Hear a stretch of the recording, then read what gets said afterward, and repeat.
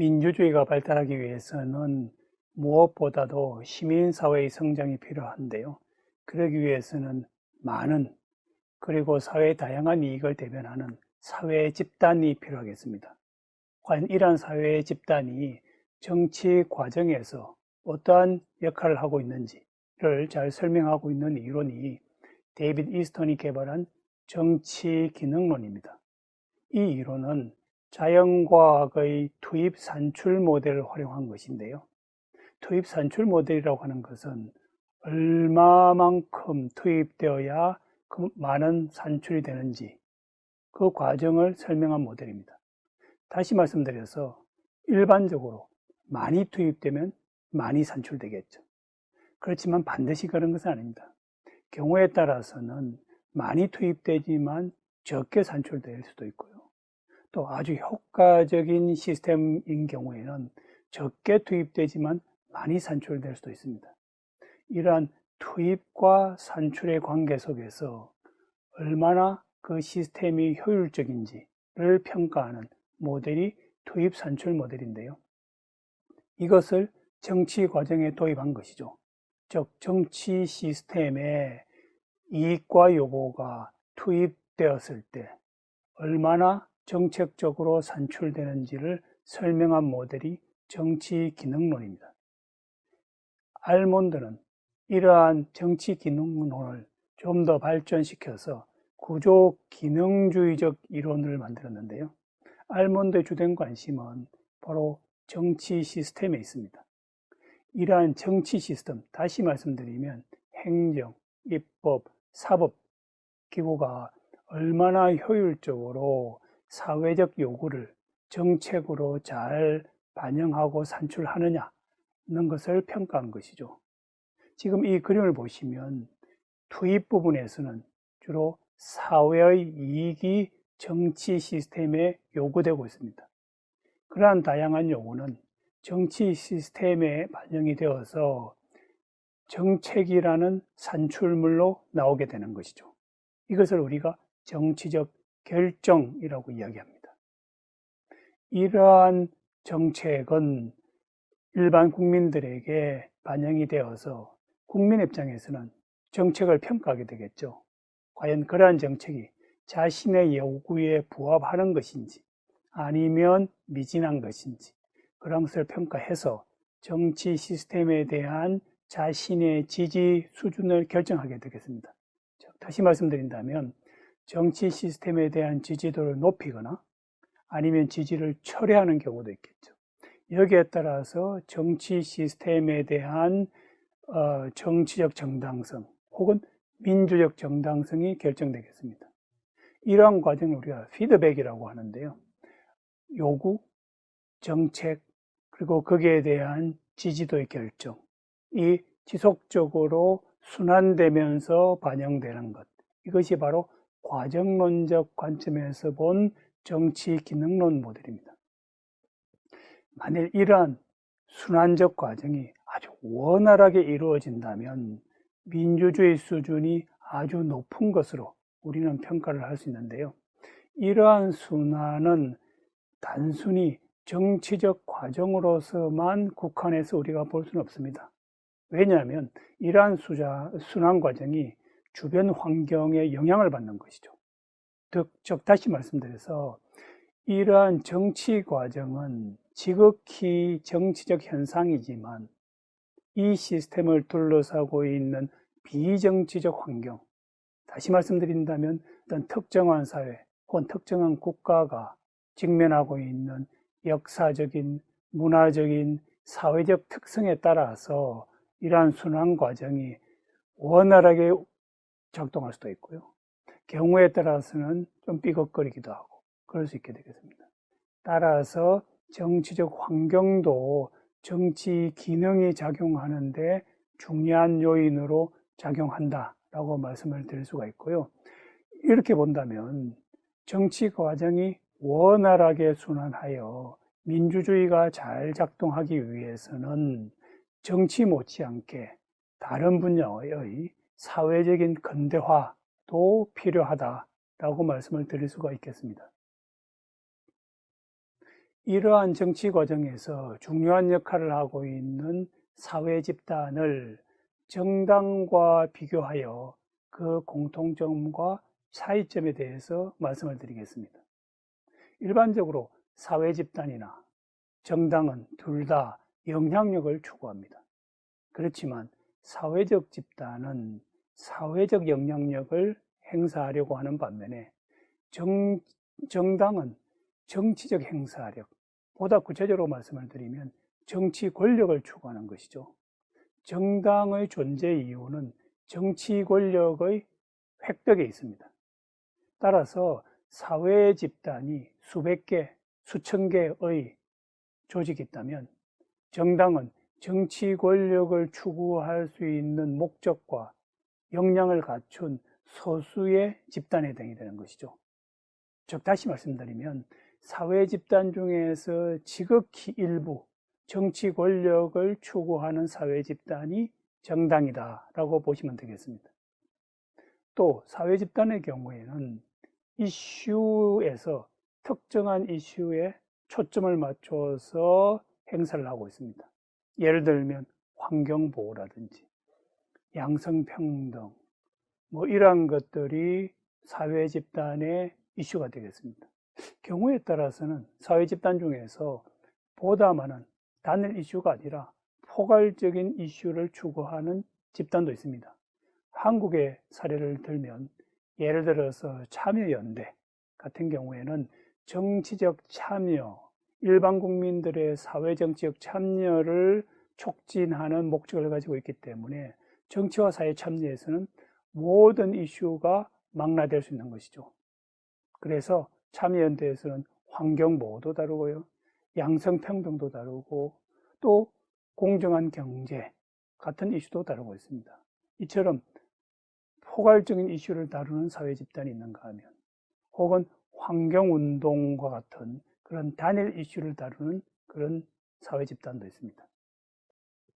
이에 비해서 정당은 훨씬 더 광범위한 이슈를 다루고 있습니다. 사회 집단에서 포괄 이슈를 다루는 그러한 집단보다도 더 많은 이슈를 다루는 것이죠. 과연 그 이유는 무엇입니까? 바로 선거에서 보다 많은 유권자들의 지지를 얻기 위해서입니다. 즉 다시 말해서 전 국민을 대상으로 전 국민의 관심을 가지고 있는 다양한 이슈, 이익에 관한 그러한 정책을 개발해서 선거 공약으로 내세워야만이 선거에서 승리할 수 있기 때문입니다. 이런 측면에서 본다면 선거라고 하는 것은 단순히 일회성의 행사가 아니라 정당의 입장에서는 국민들의 목소리에 귀를 기울이고 또 국민들이 필요한 정책을 만들어내고 또 개발하고 혹은 과거에 제시했던 그러한 선거 공약을 다시 또 개선하는 이러한 전체적인 과정으로 우리가 봐야 될 것 같습니다. 그렇기 때문에 정당은 선거를 통해서 거듭 새로운 정책을 만들어내고 또 그것을 통해서 유권자들의 지지를 확보하는 역할을 하게 되겠습니다. 이러한 관점에서 본다면 사회 집단은 이익과 가치를 공유하는 사회 결사체로서의 성격을 가지고 있는 반면에 정당은 이념을 공유하는 정치 결사체입니다. 과연 가치와 이념의 차이는 무엇일까요? 가치가 보다 추상적인, 일반적인 그러한 내용이라고 한다면 이념이라고 하는 것은 보다 더 신념이 가미된 혹은 통치 비전으로서 활용할 수 있는 이론적 체계를 갖춘 가치를 우리가 이념이라고 볼 수 있겠습니다. 요약해서 말씀드리면 가치와 이념은 기본적으로는 동일한 내용이지만 이념이 훨씬 더 체계화된 가치 체계다라고 볼 수 있겠습니다. 그렇기 때문에 이념을 공유하지 않는 정당은 우리가 철새 정당이라고 부르는 것처럼 이념적 공유 혹은 연대가 없기 때문에 언제든지 모였다가 권력을 획득하지 못하면 또 언제든지 흩어지는 그러한 정당이 되어버리는 것입니다. 따라서 철새정당보다는 이념정당이 민주화 그리고 민주주의 사회의 발전을 위해서 훨씬 더 바람직하고 중요한 정당의 유형이다라고 볼 수 있겠습니다. 사회 집단을 조금 더 세부적으로 살펴보게 되면 두 가지 유형의 집단이 있습니다. 하나는 이익 집단, 또 다른 하나는 가치 집단입니다. 이익 집단은 이익을 옹호하는 목적을 가지고 있는데요. 예를 든다면 노동조합 혹은 기업가 연합 등이 이익 집단입니다. 즉 노동조합은 노동자의 이익을 옹호하고요. 기업가 연합은 기업가의 이익을 옹호합니다. 거기에 비해서 가치 집단은 신념을 실현하기 때문에 예를 들어서 환경보호 혹은 양성평등과 같은 신념적 가치를 구현하고 있습니다. 그래서 그러한 NGO들은 이익 집단이라기보다는 가치 집단에 분류되고 있습니다. 이익 집단은 획득한 이익을 일부 구성원들에게 배분되기 때문에 가입이 제한되어 있습니다. 예를 들어서 노동조합의 경우에는 노동조합의 활동으로 인해서 얻어진 이익은 노동자에게 가게 되겠습니다. 즉 노동자 아닌 사람도 노동조합에 가입할 수는 있겠지만 별 의미가 없는 것이죠. 왜냐하면 자신에게 이익이 들어오지 않기 때문이죠. 또 노동자가 가입한 노동조합의 경우에는 의무가 생깁니다. 이익의 실현을 위해서 회비를 낸다든지 혹은 노조의 활동에 적극적으로 참여한다든지 이러한 측면에서 이익 집단은 가입이 제한되어 있고 회원들도 진성회원이라고 부를 수 있습니다. 여기에 비해서 가치 집단은 열린 참여다. 즉 누구나 참여할 수 있고 참여가 개방적입니다. 왜냐하면 여기서 획득한 이익은 가입한 구성원, 회원들에게만 이득이 돌아가는 것이 아니라 모든 사회에 골고루 혜택이 가기 때문이죠. 예를 들면 환경보호가 환경보호단체의 회원들에게만 그 이익이 돌아가지 않는 것과 같습니다. 그렇기 때문에 이 참여가 개방적인 가치 집단에서는 회원의 관계가 느슨하고 실제로는 진성 회원이 적기 때문에 얼핏 보기에는 규모가 크고 회원이 많아 보이지만 실질적으로는 그렇게 강력한 힘을 발휘하지 못하는 경우도 많습니다. 이익 집단은 회원들의 물질적 이익을 정진하고 가치 집단은 회원의 도덕적 관심을 정진시킨다. 이런 측면에서 이익 집단은 회원들에게 직접적인 보상이 이루어지는 반면에 가치 집단의 경우에는 회원이 도덕적 성취감을 느끼는 간접적이고 추상적인 그러한 이득을 얻게 되겠습니다. 그래서 이익 집단이 훨씬 더 직접적인 그리고 물질적인 이익과 관련이 있는 단체이고요. 가치 집단도 이익이라고 할 수는 있지만 그 이익은 사회적 이득에 해당되기 때문에 회원이 얻는 그 이득은 사회적 공공선이 정진됨으로 해서 간접적으로 본인도 함께 이득을 보는 그러한 관계 속에서 이득 보상 관계가 이루어지게 되겠습니다.